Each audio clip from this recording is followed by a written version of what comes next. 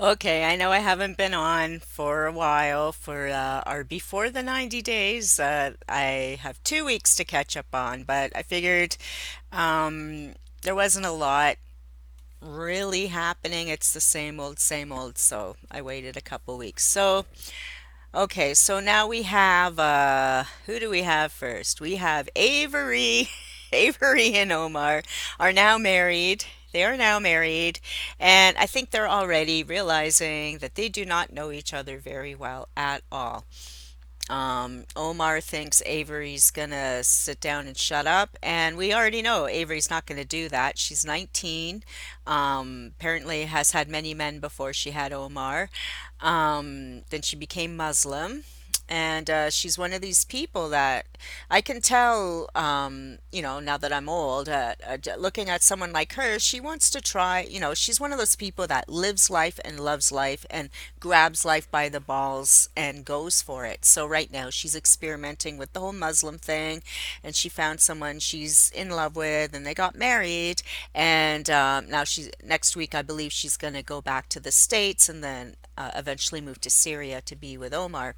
But now she's already beginning to question what she's done. Not necessarily what she's done, but Omar's intentions, because her mother did plant the seed in her head, as did all her friends, that Omar's probably just using her for a visa because he's in a war-torn country and needs to get out.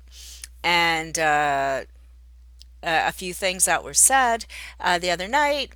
Yeah, it very well could be. She doesn't like how he's not super emotional, but he said in his culture, men aren't emotional, men don't cry, and so on. So she wanted more from him when they were having their good farewell dinner, and he wasn't given it. But that's just how that culture is. He might have, especially when he's on camera, because don't forget, even though these people are supposed to pretend they're not on camera, they are very much aware they are on camera. So Omar doesn't want to cry on camera and then be made fun of by his family and friends or whoever may see it, being a weak man and so on. So Avery is definitely starting to think and being confused, and she's starting to wonder if he's really loves her or if he did marry her for the green card. Hey, you think?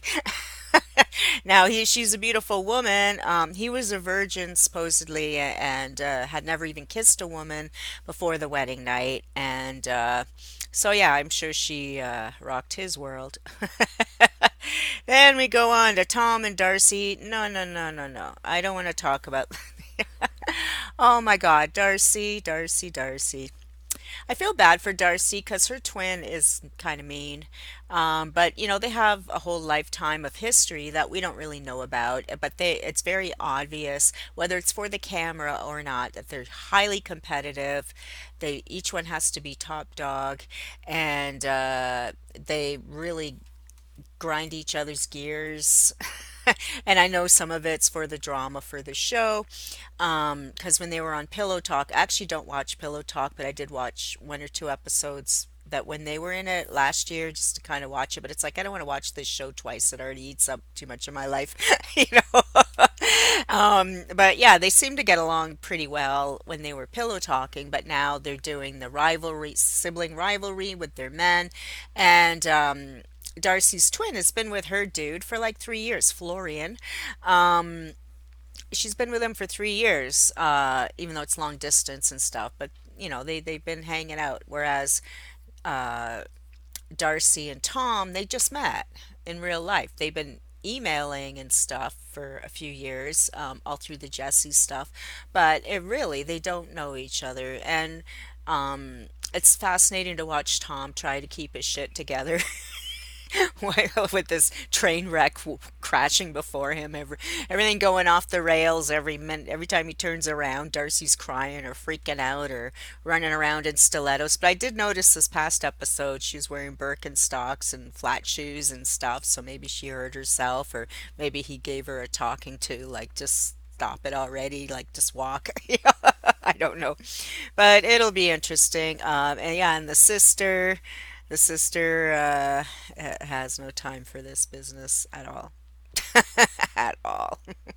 And yeah, she, the sister, is highly protective of her brother, but she also knows he's a playboy, which he himself admitted. And when Darcy sees the stuff, I think next week is a tell-all. I'm not sure. So yeah, it'll be interesting. That's not that ship is it's gone. I don't believe for a minute that they stay together. There's no way Tom's putting up with that business at all. I wouldn't. There's no way. Darcy needs to get her act together. And she needs to be the different type of man. He's not really her type. She's not his type. It would be she would be his type for, a couple months to show around. If she would be shown around, but she wouldn't even do the nice things he had planned for her. She sabotaged that. And then of course, yeah, I guess because I didn't do an episode last week. So the week before, she's melting down with her rivalry and she's drunk and whatever. Darcy, just stop drinking. None, you know, when you're emotionally distraught, don't drink. Just take it from me. I've been there myself. So his whole thing was that if they had gone on the cruise, he probably would have been taken in the moment and proposed to her. And he told her this to her face. So that made her even more upset because she realizes how she did sabotage everything by insisting they go to this Albania to see her sister and Florian and have sibling rivalry fights instead of just going on a nice romantic cruise with this man that she just met. So and then now she's beating herself up. Oh, I could have been engaged, but he wouldn't. He was just messing with her. He's just being a jerk because she's being a jerk. I know how that game's played and I can see it with my eyes. They're just he's jerking her around because she's really being annoying and yeah, not sympathetic to his needs at all. Benjamin and Kakini, oh my God, just get off the train. Get off my world. These two are not well suited, even though technically, theoretically, they could be because Benjamin's studying to be a pastor and Akini's dad is a pastor or a preacher, or some sort of religious dude. So, a minister maybe. But there's too much secrecy and weirdness happening in this story, and I guess some of it's for drama. Maybe Benjamin already knew all this stuff and they're just playing it up for the show. You never know with this show. But Akini had a drink, supposedly just one. I think she had more. And got drunk. And she's a tiny little thing. And if she doesn't ever drink, one margarita would do her in for sure, depending, was it a triple shot? Who knows? We don't know what was in that drink. So, anyway, she got tipsy and he didn't like that. And she wanted more to drink because I don't know about you, but when I'm having a nice drink and I'm getting the glow on, I want more. And if someone tells me I can't have more, that's when the trouble starts. So, and I tell anyone who's having a drink or two not they can't have any more when they're just starting that they're gonna be mad. Anyways, so then he's having second thoughts that oh well she might be drunk and she might be drinking around my kid and all this stuff and but meanwhile she's already said she doesn't want to be a mother to his kid and she also seems to want to have a drink now and again. So because she asked, do I have to stop drinking? So I think they're mismatched. And then there's all these secret surprises happening. She doesn't explain to him cultural things, bringing gifts, ways to do things, how the rituals work and stuff. So then she springs on him that if he asks her dad for a bride price and if he pays it, they're actually married. Whether that's true or not, I don't know. Do you know? I don't know. But in the eyes of Kenya, they would actually be legally married without a ceremony. He just buys a girl and takes her home, I guess. Old school style. So now he has to really second guess everything because he had come wanting to get engaged, but he still wanted some time to think. And that's the smart thing to do because he does not know this woman. And it looks like she's lied to him a few times about things because she could have told him all this before he came all the way there, right? So she's has a little trouble with the truth and just not like she could have told him, don't rent an Airbnb because you have to stay with my brother, all these little things. And I thought she was much younger. I think in another video I said she was just a kid. She's like 19 or 20, but actually she's apparently 26. So so she's very immature for her age and probably because she's overprotected by her family. But yeah, that's another train wreck. Getting to get derailed, crash and burn and catch on fire. Oh, which leads us to oh, I'm not going to do these guys yet. let's just go over. Caesar and Maria can just bite me. I don't even believe they're a real couple. I think it's just scamorama. So now we have Angela and Michael toting those eggs. Oh my God. So like a tote bag, you're toting those eggs around. So Angela has one egg. Oh my God, she has one egg and one little egg. And so they asked Angela's daughter if she would, supply some eggs to Angela to tote with Michael's sperm. And she's like, no. And good for her, because, like, no. And the way the daughter explained it was that that's my child, and I'm not giving you my kid, and yeah.